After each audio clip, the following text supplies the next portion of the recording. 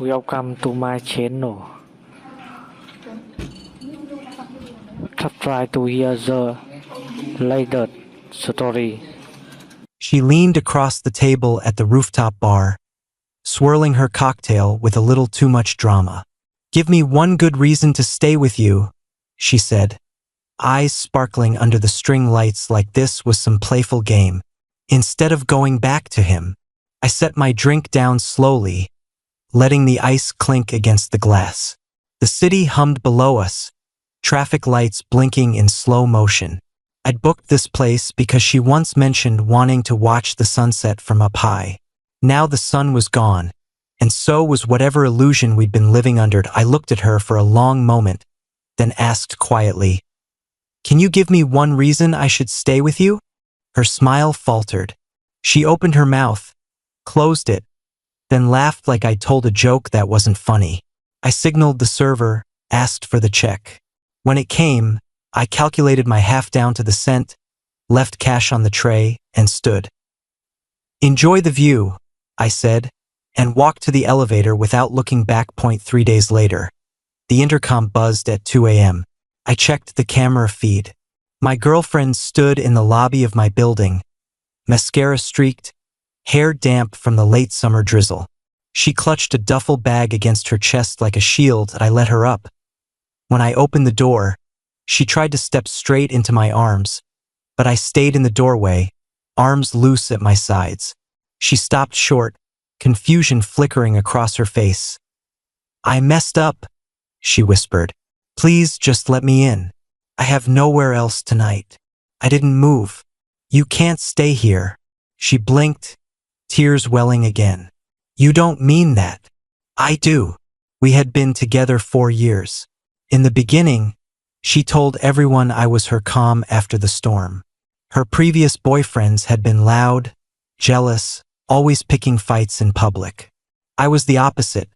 Steady job as a software engineer, paid bills on time, remembered her mom's birthday, flew across the country when her grandmother passed. I listened when she came home furious about office politics. I planned weekend hikes she claimed to love. But somewhere along the line, steady became dull in her eyes. It started small. She'd scroll through social media and sigh about friends traveling to Bali or Tulum. "Don't you ever want adventure?" she'd ask. I'd remind her we'd just come back from Portugal. She'd shrug. That was nice, but it was so planned. Then came the comments about my routines. My early gym sessions were obsessive. Cooking dinner most nights was too domestic. Saving aggressively for a house down payment was playing it too safe. I noticed the shift most clearly when an old name started surfacing again. Connor. Connor was the ex from her early 20s, the one who took her on spontaneous road trips, through parties that lasted until dawn, made grand gestures like showing up outside her office with flowers after every argument. He also disappeared for days without explanation, maxed out her credit card once, and ended things abruptly when a music festival tour opportunity came up. For years she called him immature, toxic, a mistake. Then, 6 months ago, she mentioned he'd moved back to the city after years abroad. "He's different now," she said casually while folding laundry. "Started a podcast that's actually doing well. Seems more grounded." I didn't react much. I'd learned that reacting gave the comment oxygen. But the comparisons crept in anyway. Connor had posted a story snowboarding in Colorado. "Living his best life," she commented. Connor's new apartment had a balcony with a view. So inspiring. Connor threw a rooftop party for his birthday. Everyone was there. I kept my responses neutral, but inside I felt the ground shifting. The rehearsal warning came one Thursday evening. We were on the couch watching a documentary when her phone lit up repeatedly. She tilted it away from me, thumbs flying, then set it face down with a quick smile.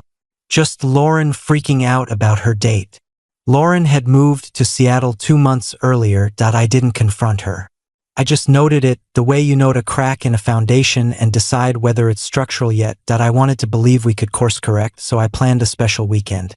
Rented a cabin 2 hours north, the kind with a hot tub and no cell service. Told her Friday after work we were leaving. She seemed excited, packed a cute overnight bag, posted a mirror selfie with the caption, "Surprise getaway." Saturday morning, we woke up to birds and silence. I made coffee on the stove. She stepped outside to get signal and stayed gone 20 minutes. When she came back, her mood had flattened. "Everything okay?" I asked. "Yeah, just checking in at work." We hiked. We cooked steaks on the grill. We sat in the hot tub under stars. She was affectionate, but distracted. Kept glancing toward the house like she'd left something burning on the stove. Sunday, on the drive home, she was quiet. Finally, she said, "That was sweet. Thank you." Then, after a pause, "But sometimes I feel like I'm missing out on more." "More what?" I asked. "I don't know. Energy, spontaneity, something that makes my heart race." I gripped the wheel a little tighter. "We just spent a weekend completely off-grid. That didn't make your heart race." She gave a small laugh. "You know what I mean." I did. Back in the city, I decided to test the water one final time. Made reservations at the new rooftop bar everyone was talking about. The one with the infinity pool and panoramic views. Expensive cocktails, DJ on weekends, the kind of place she used to drag me to early in our relationship before I convinced her quieter spots were better, that I wore the linen shirt she once said made me look European. She wore a backless red dress and spent 10 minutes posing for photos on my balcony. Before we left in the rideshare, she was on her phone constantly. I saw Connor's name flash once before she tilted the screen to the bar. The vibe was electric. Bass thumping, laughter everywhere, city lights glittering below. We found a high table near the edge. She ordered a spicy margarita with the expensive tequila. Drank half in 3 sips. Conversation was surface level. Work stress. A mutual friend's engagement. Then silence fell, heavy and obvious. She broke it. "I need to tell you something," she said, setting her glass down with both hands that I waited. "I've been talking to Connor again." She watched my face. "He reached out a few months ago, apologized for everything, said he's grown up, that he regrets how he treated me." I nodded once. "He wants to try again. Says he never got over me." She took a breath. "I'm confused. You're amazing, reliable, kind, thoughtful. But with him there's this spark, this intensity. I feel alive in a way I haven't in a long time." She leaned forward slightly. "I don't want to hurt you. I care about you so much. But I need to figure this out. So I guess, give me one good reason to choose you instead."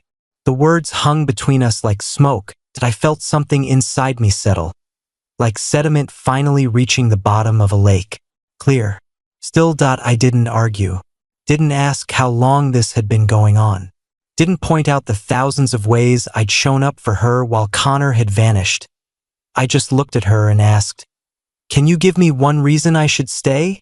She stared, lips parted, clearly unprepared for the question to bounce back. That I stood, caught the server's eye, asked for the check. When it arrived, I counted out exact cash for my drink and half the appetizer we'd shared.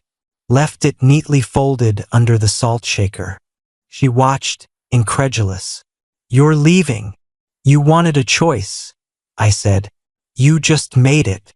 I walked away. Didn't take the elevator this time. Took the stairs all 12 flights, heart steady, lungs burning in a clean way. The fallout began almost immediately. First came the texts. "Are you serious? You're really gonna walk out and leave me here alone? This is immature." Then anger that "I can't believe you'd embarrass me like that. Everyone saw you leave." Then bargaining. "Come back. We can talk." I didn't mean it like that. I didn't reply. When I got home, I gathered everything of hers that had migrated into my space over 4 years. Dresses in my closet, skincare in my bathroom cabinet, the throw blanket she loved on my couch, the extra charger always tangled in my nightstand drawer. Packed it all into 2 suitcases I'd once bought for our Iceland trip that never happened because she got scared of the cost. left the suitcases in the hallway outside my door, took a photo, sent it with a single message, "Your things are here." Key is inside the smaller one, then I turned off my phone. Next morning I woke to missed calls and a long voicemail from her sister, Qley, who I'd always gotten along with. Qley sounded upset. "I don't know what happened, but she's devastated. She said you humiliated her in front of everyone and just walked out. Please call her." I texted Qley a brief summary. She told me she was considering leaving me for her ex and asked me to convince her not to. I chose not to participate. She's free to make her choice. Qley never responded on social media. The performance began. First post. A mirror selfie in a club bathroom, big smile, caption, "Choosing me tonight." Tagged a venue I knew Connor frequented. Second post. Story of champagne being poured, his hand visible with the skull ring he apparently still wore. Third. A quote graphic. "Sometimes you have to let go of the safe bet to win big." Views, likes, heart emojis from mutual friends. I didn't react. Didn't watch the stories directly so my name wouldn't appear. Just lived my life, work, gym, meal prep, calls with my own friends. A week later, a message slid into my DMs from a guy named Ryan, someone I'd met once or twice through Connor's circle years ago. "Hey man, not trying to get involved, but thought you should know. She's been staying at Connor's. He's telling everyone she's just keeping his bed warm until the girl he's actually seeing gets back from her study abroad in Barcelona next month." I stared at the words. The symmetry was almost poetic. I thanked Ryan and didn't pass the information along. She'd wanted intensity. She was getting a masterclass. 10 days after the rooftop, my phone rang at midnight. Her name on the screen. I let it go to voicemail. Transcript. "I made a mistake. He's not who I thought. Please pick up. I'm outside your building. I just need to talk." I looked at the camera feed. She sat on the lobby bench, head in hands, duffel bag beside her again. I didn't go down. Next morning at 6:45, the pounding started. Not knocking, pounding. I made coffee first, took my time. When I finally opened the door a crack, she looked like she hadn't slept. Hair in a messy knot, yesterday's makeup smudged, wearing an oversized hoodie I didn't recognize. She tried to push past me. I blocked the doorway with my body. "Thank God," she rasped. "I'm so sorry. Connor, he changed his locks. Told me I was delusional if I thought we were serious. I have nowhere else." "You can't come in," I said. Tears spilled instantly. "Don't do this. I was wrong. You were right about everything. I got caught up in the idea of him, but it was all fake. You're real. You're good. Please just let me shower, sleep, figure things out. I'll do anything." I sipped my coffee. "Anything?" "Yes." "Then hear this. There's nothing left to figure out. You told me I didn't make your heart race. You chose the person who did. Now you're living with the consequences." Her face twisted. "You're being cold. I'm being clear. I love you," she said desperately. I was confused. The attention went to my head. "But I see now, you're the one who actually cared. You saw that 4 years ago," I said, "and you still decided it wasn't enough." She reached for my arm. I stepped back. "I'm not a consolation prize," I continued. "I'm not the guy you crawl back to when the shiny option explodes. You wanted fireworks. You got them. Now you get to clean up the burns alone." Rage flashed across her face. "So you're just going to throw 4 years away?" "I didn't throw them away. You did. The moment you asked me to audition for a role you'd already decided to recast." She stared, chest heaving. Then the guilt trip. "My parents are on a cruise. My roommates gave up their leases. I literally have nowhere." "That's a problem you created," I said. "Not one I'm required to solve." I pulled a 50 from my wallet, held it out. "For an Uber to a hotel or a friend who still believes your version of events." She glared at the money, then snatched it. You'll regret this, she hissed. You think you're so above it all, but you're going to end up alone. Maybe, I said, but I'll be alone in a quiet apartment I chose, with peace I earned. I closed the door, locked it, leaned against it for a moment, listening to her muffled sobs. Then the elevator. Silence returned. 6 months later, I was at my usual Saturday morning coffee shop. Laptop open, noise-canceling headphones on, finalizing plans for a solo trip to Japan I'd booked on a whim. Through the window, I saw her walking past on the sidewalk. Hair shorter now, makeup subtle. She carried grocery bags and walked half a step behind a guy in ripped jeans talking loudly on speakerphone. Gesturing wildly, ignoring her completely, she looked up, spotted me. Our eyes met for 3 full seconds. I didn't smile, didn't nod, just held her gaze, then returned to my screen. When I glanced up again, she was gone. I took a sip of my coffee. Black, no sugar, exactly how I liked it, and kept working.